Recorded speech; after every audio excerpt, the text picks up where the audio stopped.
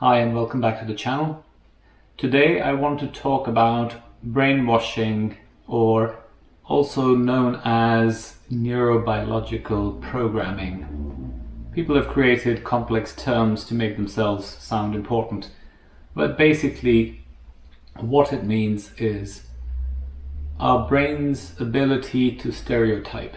And we do this as part of our evolution because our brain gets millions of messages every few seconds, and it has to only look at the ones from our five senses, which is eyes, ears, smell, taste, touch.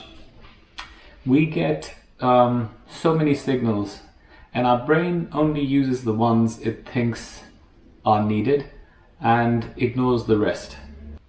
And similarly, we have the ability to do sampling without realizing. So when you see something happening over and over again, your brain starts to assume things. Similarly, when you're growing up, your teachers, your friends, your parents always tell you what's right and what's wrong. They tell you when you've done well in an exam and whether you failed. There's always a pass and fail concept. So our brain from an early childhood starts thinking about wrong, right, good, bad.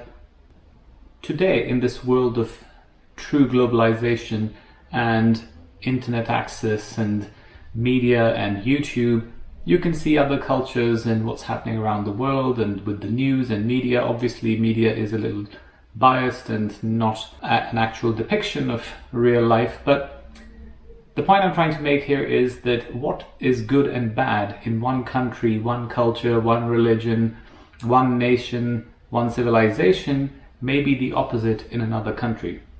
I don't want to give examples because then it will seem like I'm taking sides, but I'm sure you can think of many examples in your own head of things that are positive in one country and negative in another country. I mean, this is a simple sign. In the West, this is great, and in the Southeast Asian countries, doing that is very insulting. Similarly, there are thousands of other examples you could use.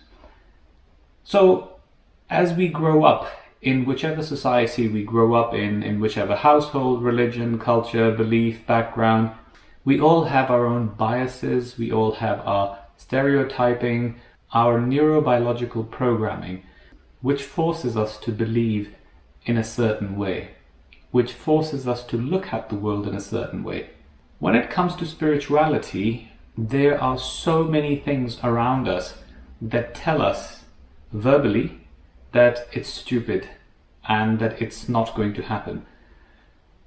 So if you want to really harness the energy that you possess, the electricity inside our bodies, and if you want to exude it and connect with the universe, connect with the surroundings, connect with other people, there are so many rules that you have to break in your own head, because those rules have been created by the society, and those rules prevent you from harnessing your energy. Sometimes we believe in certain things that make sense to us and our consciousness and our inner being, but the society around us tells us they're wrong. And that's where the conflict arises, where your insides tell you this is right, but the society is telling you it's wrong. And if you do those things, or if you like those things, you end up disliking yourself. Let me give you an example to put this into context. Let's assume you're a boy. You were born in a family where there's a mother and father, and you know that your father really loves your mother, and you know that your mother really loves your father. You love both your parents, and you want to get your mother's affection because you love your mother. And this is all happening at a very subconscious psychological level that we don't really think about. Now, You may start to imitate and do things that your father does, and this happens with most boys.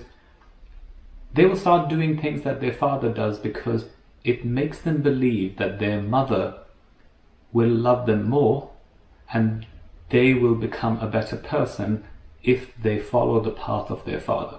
Now let's say that the father is not a very good person and he has some faults. As a child, you don't really know what good and bad is clearly.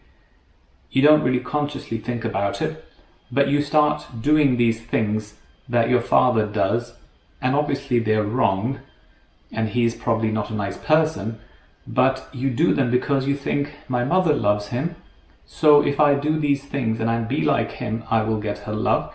And as a result, you become this person that you don't agree with.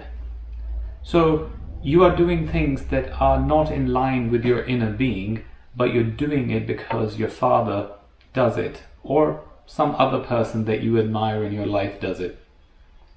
That's where the crisis starts to happen, where you subconsciously start disliking yourself because of the traits you have picked up.